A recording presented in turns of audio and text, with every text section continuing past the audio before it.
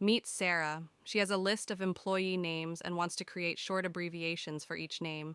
She starts typing manually. SAR for Sarah, Mick for Michael, Jess for Jessica, one by one. Looks easy at first, but soon she's stuck doing the same thing for dozens of names. Slow, tiring, and full of typing errors.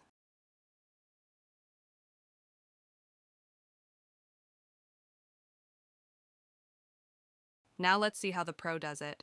With just one Excel formula, in the next column she types equals left, B2 to B14, 3. Boom! Excel instantly gives the three letters of the names. Like SAR, Mike, Jess, all done automatically.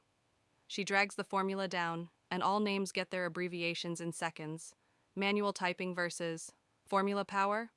Formula wins every time.